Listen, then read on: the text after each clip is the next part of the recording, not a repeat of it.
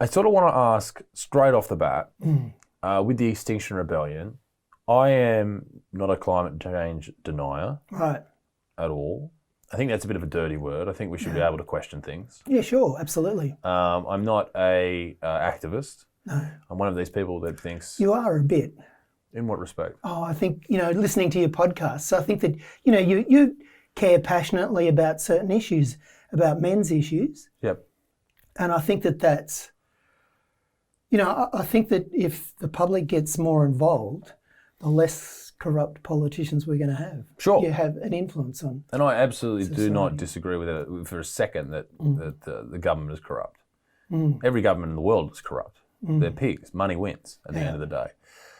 I find that the way that the Extinction Rebellion is attacking people's day-to-day lives as perhaps not the best way to get a message across. Yeah.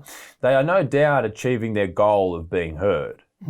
They're also taking people in their day-to-day lives, people who they need as allies, people who will probably agree with them, and pushing them up against a wall with nowhere to go. And I feel that a lot of people in that situation, and I've certainly felt this with some of the crusades, if you will, that I've been on, that when you put people in that situation, all they seem to do is retaliate. They close, they have blinders on, they stop listening to what people have to say, and they, for lack of a better term, hate the idea, hate the group that is bringing that on. And when you're standing in front of people's cars, when you're blocking off streets, people don't think about the climate change. They just think about the people that are doing that, and then they associate that with the work that you're trying to do and the message you're trying to put out, and they don't want to listen. Really good point. So in Extinction Rebellion, this topic comes up all the time. So, and I went along to a meeting and I argued really strongly that this shouldn't, like road blocking, shouldn't be such a big focus. And I guess personally I've waxed and waned with it as an issue, but and down on the Gold Coast we're less likely to do roadblocks. Yeah. So we're just not quite as enthusiastic about it. But there's a lot of other tactics that I think that do bring on board the community. But I would say that it's been, I think, outrageously successful for Extinction Rebellion. I don't know if we want to continue doing it, but the amount of publicity has been amazing. Like we had an Rebellion week, and there was just amazing media coverage. And as I said before, I agree with everything you're saying. I just disagree with the way it is being spread amongst the public. I just think there's better ways to do it. Yeah. Well, you're not alone. And inside Extinction Rebellion, not alone. I feel like you're against it. I have been. So I've argued strongly against that policy. But I've had to think about it. And I think that if we were to block the roads at, say, Palm Beach for 10 minutes and inconvenience people for 10 minutes or half an hour to get into the media that Palm Beach is really in danger of, having floodwaters up to the roof. People have got to think about that. And their home is a big investment. So if they, lose their contents and lose a lot of value off their home, and if that happens more often, because storms tend to come in groups, you tend to go through a stormy phase and a less stormy phase. So, it could be devastating to somebody who's worked all their life to pay off their home, and maybe they need to move for a job and it just doesn't have the value anymore. Yeah, I mean, I just think that I don't think that 10-minute blockage is correct. I think it's a lot longer than that. Yeah. I think it's more invasive than that. Yeah. I think it's at peak hour, which endangers people's jobs. I think it gets people off on the wrong side of it at all. And people who aren't even being affected by it, like I'm in Newcastle, I haven't been affected by it, but I hear about it on the news. And now Extinction Rebellion has become the enemy. Yeah. I don't think that's good, man. Yeah. I think that's bad. I think you're doing a good thing. You're trying to save the planet. Wonderful. Thank you for that. Yeah. Yeah. But you're carrying on like fuckwits. Yeah.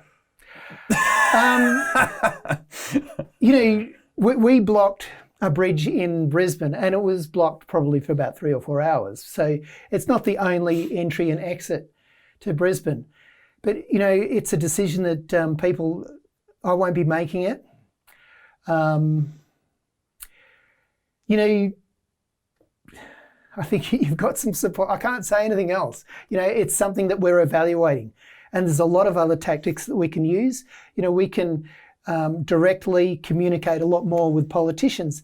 And that's something that I want to do, So, if we protest and make a really visual presence outside Parliament House, it may get, quite a lot of media, and it may put more pressure on the politicians. So, it's maybe a better tactic, and maybe we'll switch across to that. I don't know. So I gained 1 million people to follow this channel by basically talking shit about vegan people. Yeah.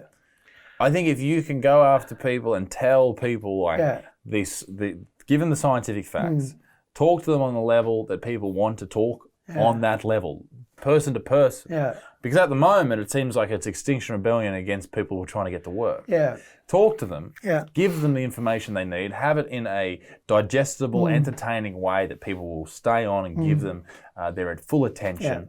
Yeah. Is that not the more appropriate way to go about these type of things? Because we're in a society now where people are dying for information on things. Yeah. They want to jump into groups, much like Extinction Rebellion. And I find this with a lot of groups like the Feminism March, vegan movements, things like that. People just want to belong to something. Yeah.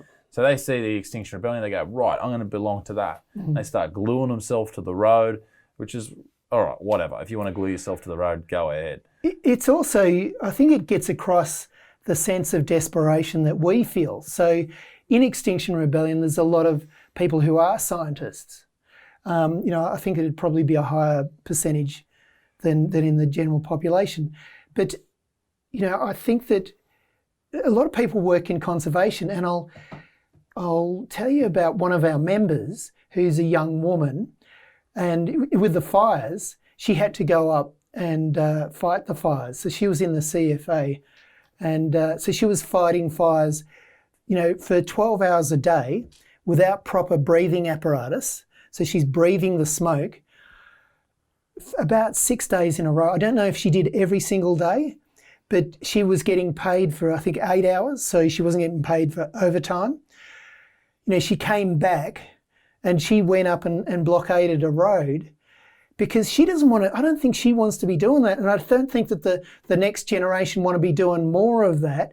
I'm not saying that fires don't happen, but, the severity of fires, and these are the worst we've had, young people don't want to be doing that. She was locked up for the night and given a $300 fine, and she felt good about doing that. She wanted to do that.